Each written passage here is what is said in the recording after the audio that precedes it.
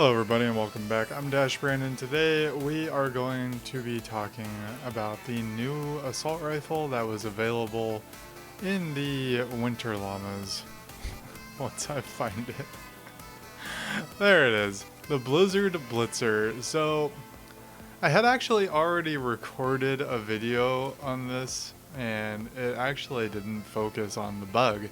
The bug being that it could freeze mini bosses. So hitting an enemy with this weapon 7 times causes them to freeze for a short duration. Does not affect enemies that have recently been frozen or bosses. Can only occur once every 2.5 seconds. So a lot of people were mad about the quote-unquote nerf when really it was a bug fix because it shouldn't have been able to freeze bosses according to the text. So you should have just been riding that as long as it lasted, and when it was over, it was over. I don't think it requires a reset of your materials because you willingly chose to upgrade it after you tested it and found that it worked on bosses.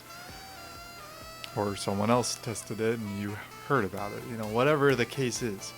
Anyways, I still think the weapon's a good weapon. The damage is fair. The negative sides are that it has a low-ish range and kind of a low-ish rate of fire. But that just helps you land your snowballs. You gotta kind of lead them a little bit if you're trying to flank or strafe rather. And I actually have a pretty good build for this weapon, but I just wanted to talk about that real quick. We're doing a standard crit chance, crit damage build. This, however, is a big upgrade, a 10% upgrade over any other of the conditional damage perks that we can get. Usually they cap out at 40%, I want to say. And we can... Okay, they cap out at 50. Because that would be 40, 50, yeah. So they usually cap out at 50. But this weapon can actually go a little bit higher. If we go over here to modify perks, we can see that it hits 50, and then on the last perk we can assume it would hit 60, though I'm not going to upgrade it. Not because I don't like it, but because I hold my epic and legendary perk up as that deer. The only other downside is that it can only be water, so it's locked to being water. You literally can't change it. You can do a damage, a triple damage if you would like. That's rolls that you could put on your weapon, and overall I think it's pretty good. It's great for stalling because all you gotta do is land 7 hits on something and you can freeze it. You can actually freeze a smasher mid-charge, which is nice. So we're gonna pop into this 140. We'll see if we can get some decent footage of it in action, and in the process I'm going to talk about the build. So we are running a critical damage build here with Tactical Assault Sledgehammer. We're using Totally Rockin' Out with Battle Beat and Fumble to activate that. That's basically the only 2 options we have to activate it.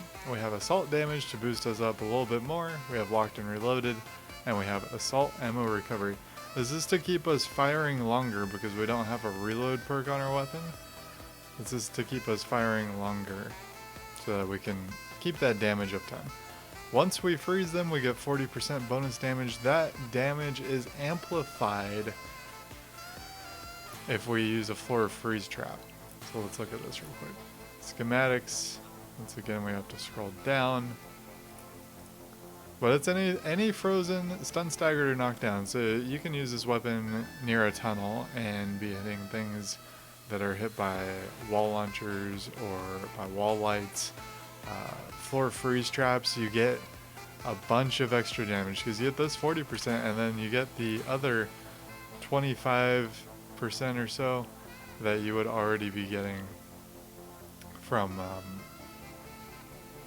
the floor freeze trap. In fact, I'm pretty sure I can pull that up during this load screen. It's been a long time since I've had to look this up. Snipping tool. So as it is, this is on Reddit. This is from a White Sushi breakdown of the weapon 2 years ago.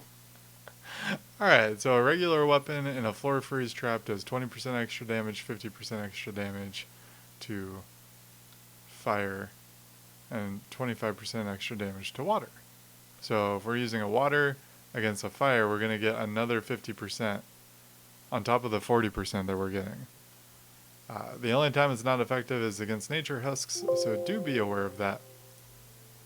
But I just wanted to point that out because it's pretty cool. It's pretty cool. We're gonna go over here. I wish that we could put a war cry perk on this, but it's just not gonna happen.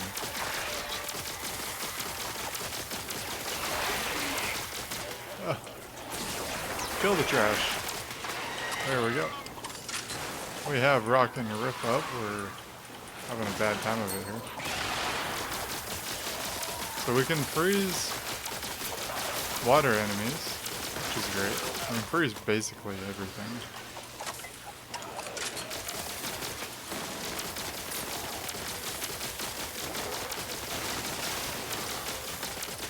I mean, I don't think that this engagement's going too terrible, especially for water on water.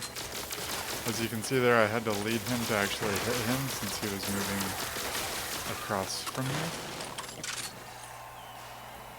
Of rock and rip again.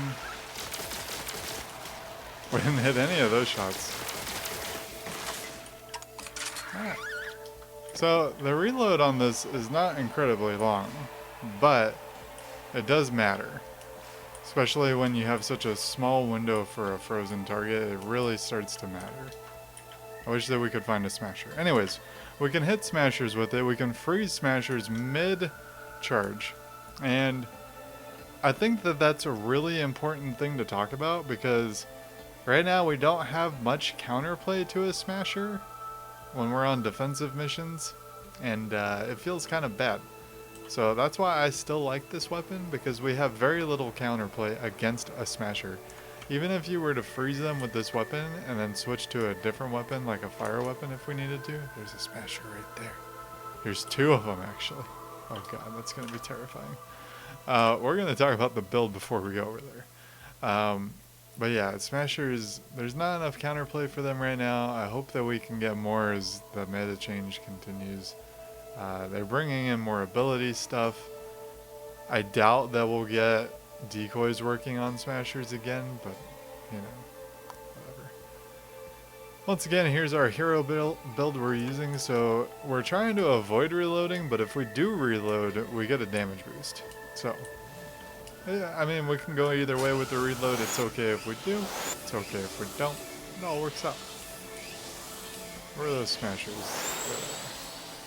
I kind of want to like snipe at one, because I just want one. I don't want all of them. So I'm pretty sure that this will probably get all of them. If anything, we'll be able to demonstrate that we can freeze them mid-charge, including a water smasher. So he's charging right now. He's frozen.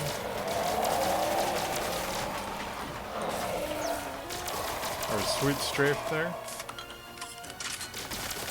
But we can actually kind of tear apart this 140 smasher here, considering we're using a 106 weapon. This weapon's doing pretty good.